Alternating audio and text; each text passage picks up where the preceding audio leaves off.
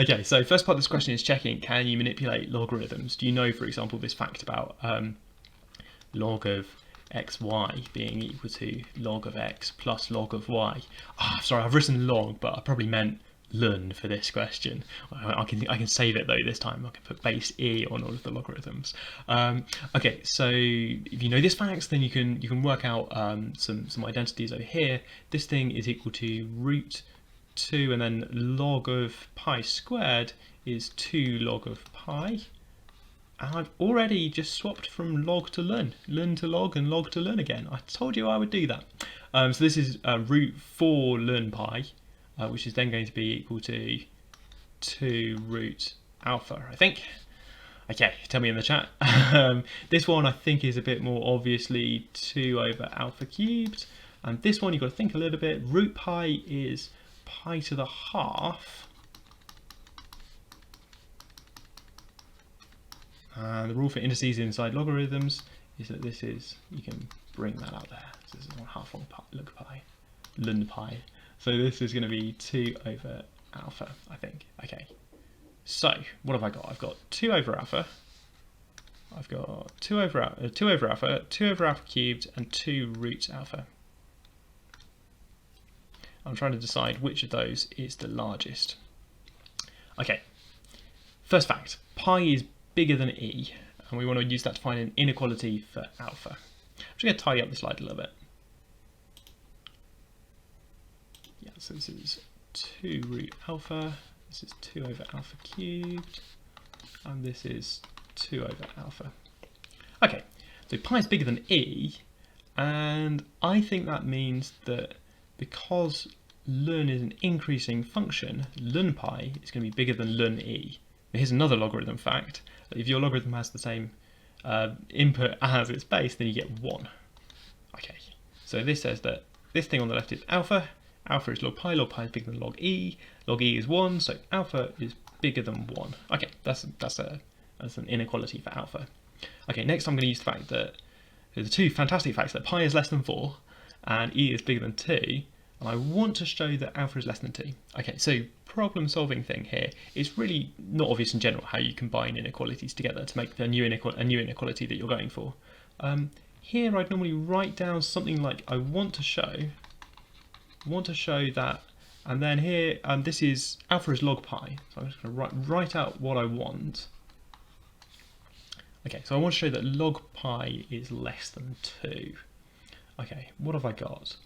So this is equivalent to, I've got to think a little bit, this is equivalent to showing that pi is less than e squared. So I've done e to each side, and e to the x is an increasing function, so this is fine. I can do e to the x to each side, and that preserves the inequality. I want to show that pi is less than e squared. Okay, I've been given some inequalities. One says that pi is less than 4, which is 2 squared, I suppose. I'm thinking about this 2. So this is going to be less than e squared, using both of those inequalities. Where I'm because I know where I'm going and I know what facts I'm using, I can string those together more quickly now because I know what I'm trying to show. Aha! There you go. Aha! So now my proof is going to go pi is less than 4 is equal to 2 squared is less than e squared. Aha! So log pi is less than log e squared, but that's just 2. So alpha is less than 2.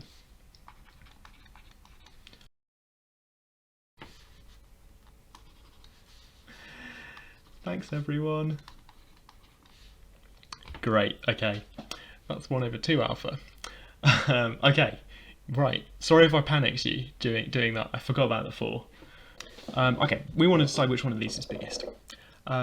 My strategy for this is to sort of compare things and to put this as like 2 root alpha. So let's do the first versus the second.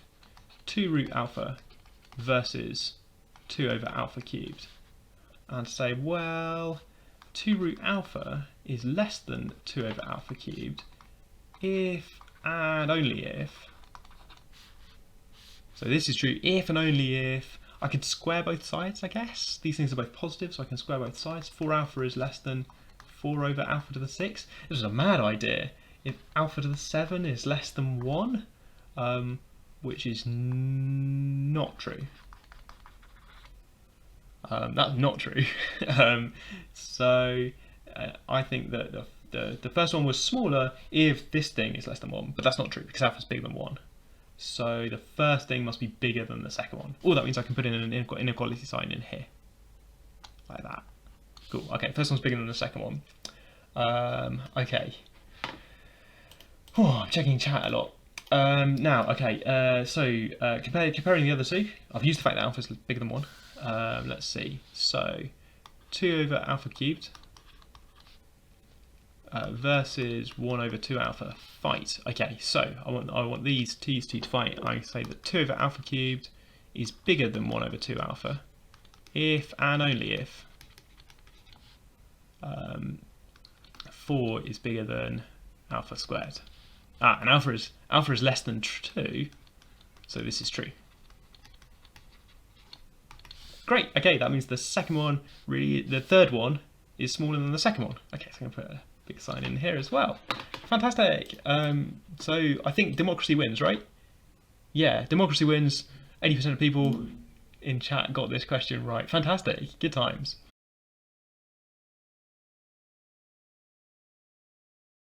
My proposal here is we're going to do this question, but I'm only going to do things that chat tells me to do. Okay, chat's come in. Chat's delivered. Change 8 to 2 cubed. Change 8 to 2 cubed. Okay, I can do that.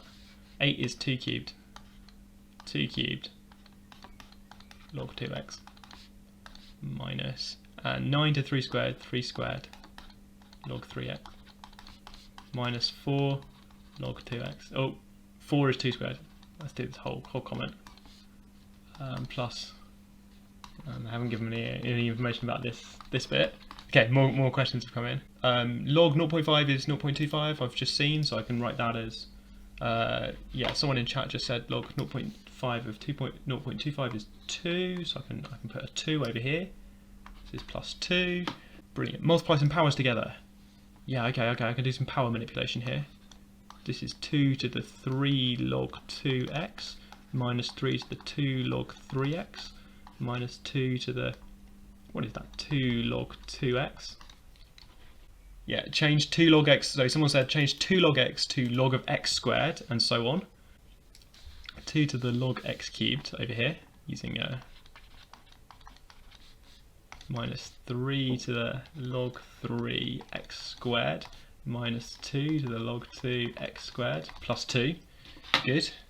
Yeah, bring the powers up and rewrite some logs. I'm going to take the next step. I think it's here that we've got a 2 to the log 2x. So I'm going to write x cubed minus, and then this is x squared, right? And then this is also x squared, and this is my too low. I'm not too low. Plus 2.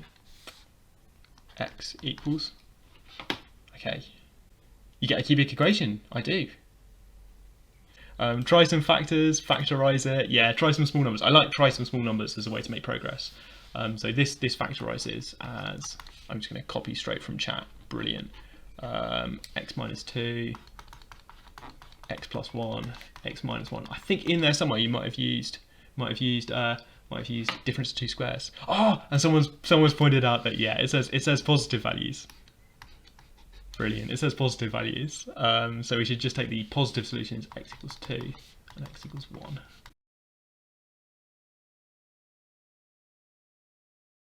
There's quite a bit going on here.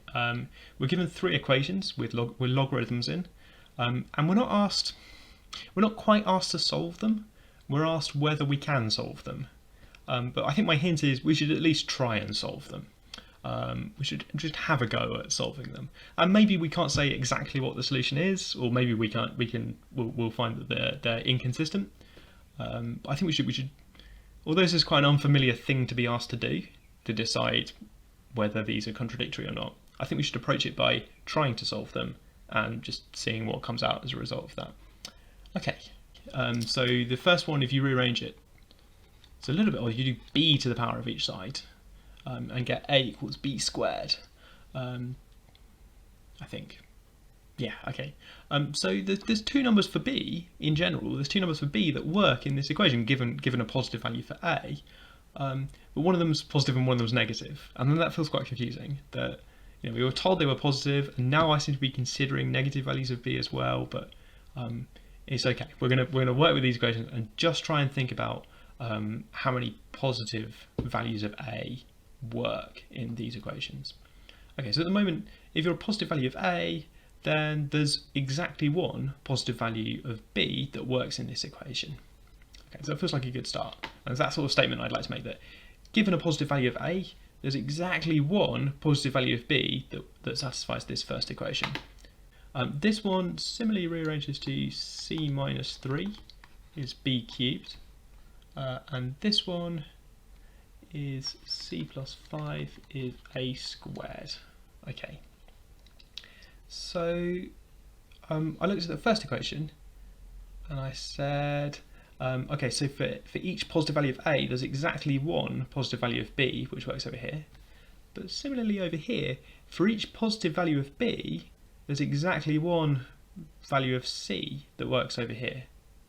Okay, so I suppose if you told me A, if you said, oh, I've done all the work and I'm pretty sure that 6 is a solution, then I can follow through these first two equations, right? I can take your number 6 or whatever, and I can work out B, and then I can work out C. And then the question is, can I go and check that that works in the last equation as well? Because I've now worked out, you told me A, and I've gone back and worked out B and C from the first two. Does it work in the last equation? Okay, so I've got checking this sort of consistency thing. Is checking that these all work. If I was solving them though, and this turns out to be quite a helpful thing to do, if I was solving them, I'd probably add together these two or subtract one of these from the other, to try and eliminate a letter. I think I'm going to try and eliminate C by doing the difference. If I do the difference between these two equations, then I get 8 is A squared minus B cubed. So I'm doing this one, take away this one.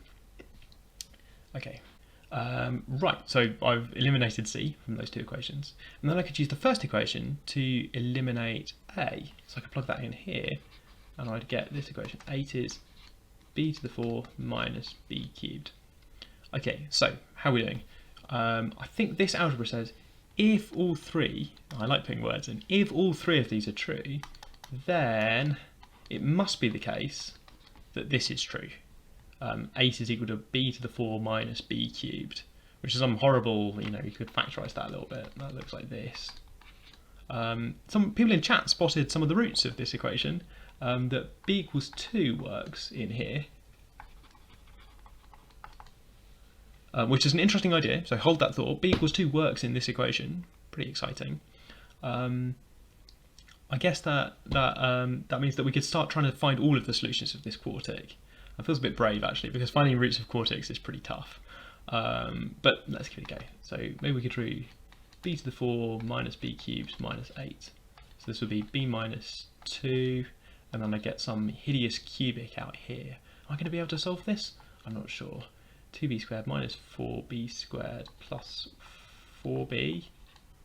My track record of doing these things on camera is not fantastic. Minus 8b plus 8. Yeah, you see I've messed up.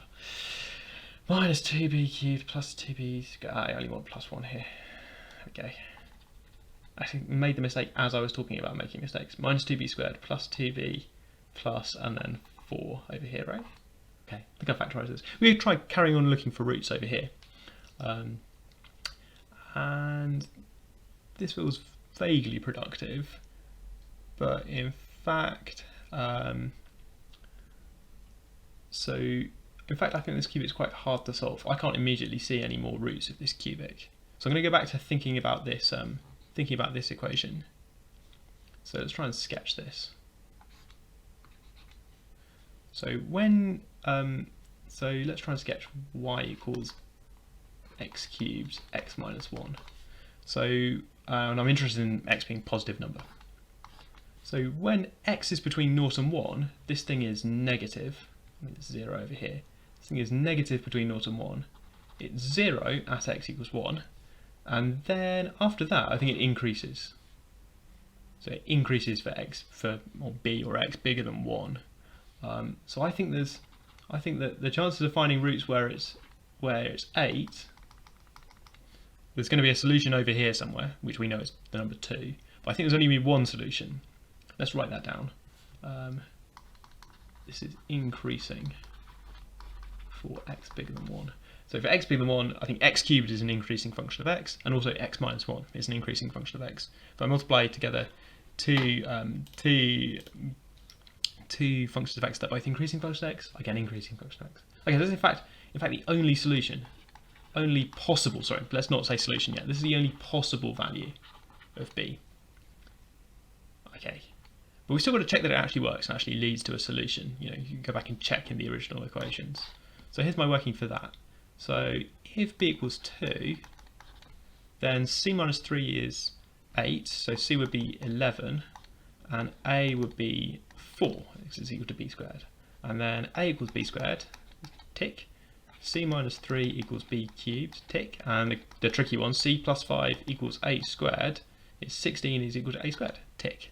Hooray, so we satisfy all three of them. So I think that means I've shown that this is the only value of b that works. And if b is 2, then I just get out the values of a and c. So I've got a unique solution, I think. This is the only value of b, and at least the only possible value of a. So my answer is a.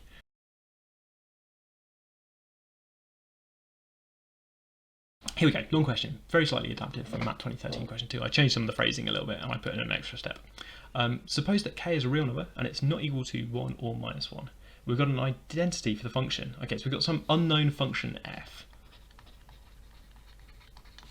And we'd like to solve for f. I haven't read this bit yet, but we're going to determine f of t, so that's quite exciting. We've got some equation, it's got some f's in it, it's got a k, which is a real number, and it's got t, this parameter t.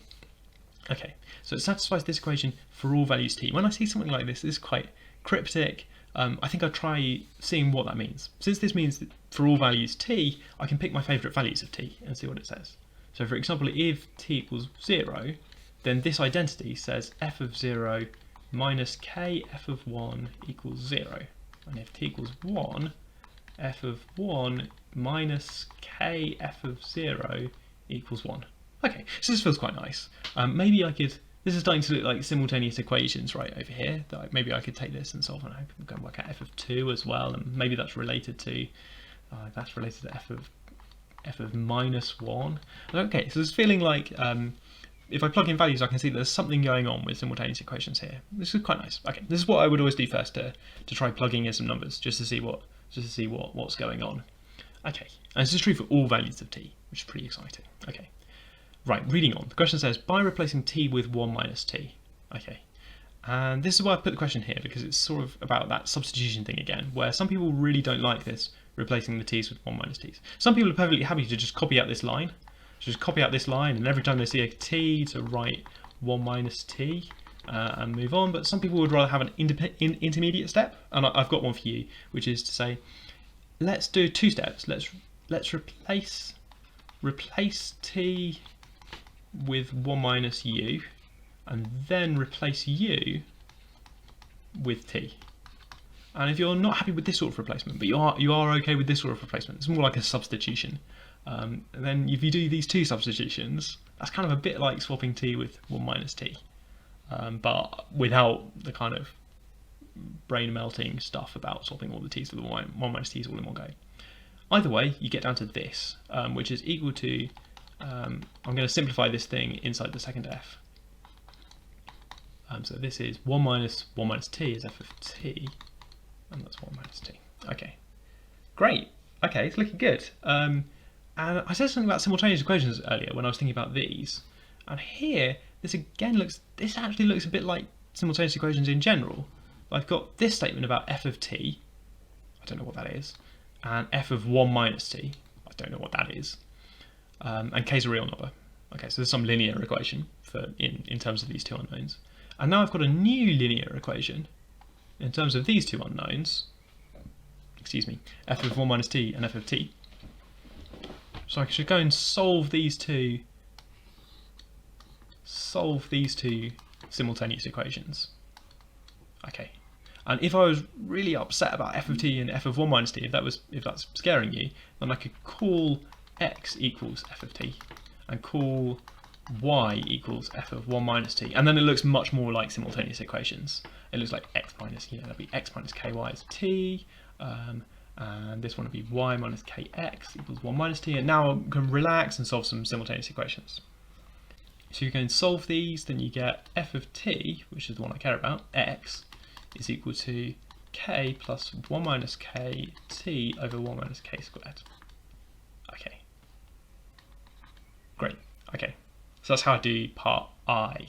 Sort of simultaneous equations in quite an unfamiliar way, but if you don't like this notation, you can bring in your own notation to try and fix it up to make it look a little bit more familiar. Let's rewrite it over here.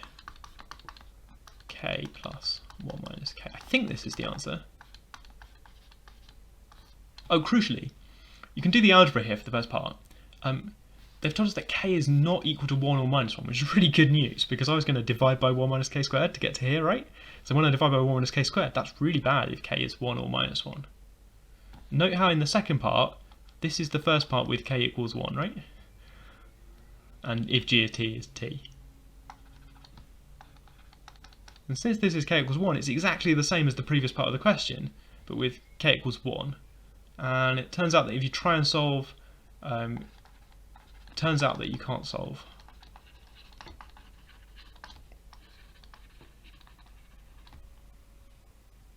Can't be solved. Scribble. So in the k equals 1 case, you have like these simultaneous equations, which we solved when k is not 1 or minus 1.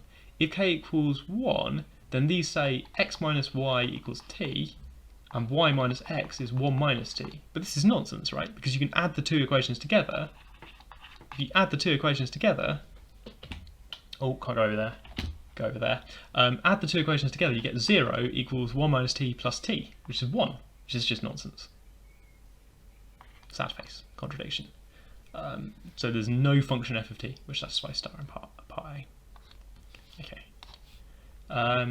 Okay, I'm going to leave the other parts, I think. The solution to this question is up on 2013, question 2. I think, so this part is talking about g of t has to satisfy a particular condition. Inspired by this bit over here, where I added those two equations together, I could do some similar stuff to the previous part, of trying to solve this equation, to replace t with 1 minus t, and try and solve it. And it turns out that you can't solve this. You can eliminate all of the f's, and get something that's like 0 on the left-hand side equals some stuff involving g on the right-hand side. And that's a condition for g, and g must satisfy that condition to get a solution. Okay, so okay, sort of, I'm going to put like my bullet point list of things to do here is like replace t with 1 minus t, because that's what we did in the first part. It's technically what I was doing over here as well. Replace t with 1 minus t, try to solve, eliminate f, be left with a condition on g. Okay, that's my plan for part B. Part C is just checking that that condition isn't satisfied for t, but it is satisfied for this new thing on the right hand side. And then final part of the question is, okay, you've said you can solve it in part G because it satisfies that condition. Can you actually go and find me a function f that satisfies it? The extension I've added is kind of a clue. There's a cubic expression for f.